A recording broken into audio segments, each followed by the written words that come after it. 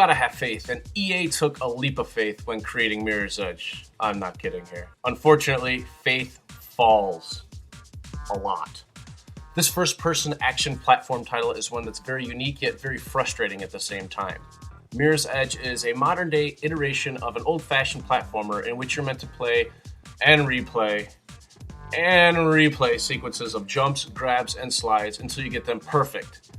But unlike its ancestors, Mirror's Edge is more about speed and momentum, and when you actually connect your moves flawlessly, it's very satisfying. Unfortunately, Mirror's Edge has a tendency to trip over its own feet, keeping you slipping and sliding blissfully along, only to have a tedious jumping puzzle slow you down. I would have much rather have had the opportunity to run through the city and find my own paths in more of an open world type game. You mainly use your bumpers and your triggers in this game for jumping, sliding, grabbing, and so forth. The main character, Faith, is like any woman in real life. She usually doesn't listen to what I tell her to do. The controls are a bit inconsistent to where sometimes you tell her to grab, she doesn't grab, sometimes you don't want her to grab, she grabs anyway. To lead Faith in the right direction, there are parts of the city that are colored red, in which this is basically called runner's vision. The problem is there really isn't always a clear path, and sometimes the path that it does lead you on can be misleading, so you end up falling even some more. There are times when you find that you have to engage in battle with the baddies, and this is where your death can be the most frustrating. Getting the timing down to disarm your foes while getting shot at by others can be a real pain, and you must have the timing done perfectly. If Faith takes 3 shots, she's dead. And there is a little option to use the slow motion feature.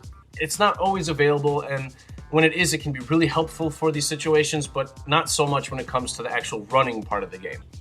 I have a love-hate relationship with the graphics. The in-game graphics are done really well, with a city that just really begs to be explored, but the cutscene graphics and animations are done so poorly that I feel that they were done by a beginner's Flash animation cartoon found somewhere on Newgrounds.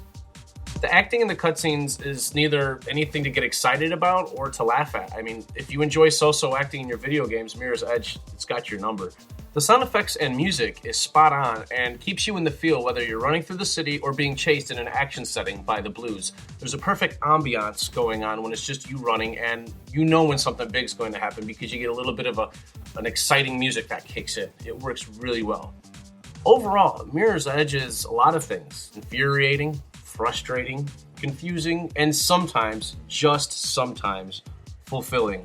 Electronic Arts had some awesome ideas that unfortunately didn't work out in the end, and it's not going to be worth everyone's 360 points, but if you like a good challenge, and I do stress challenge, and can find this on the cheap, then I can honestly say give it a go.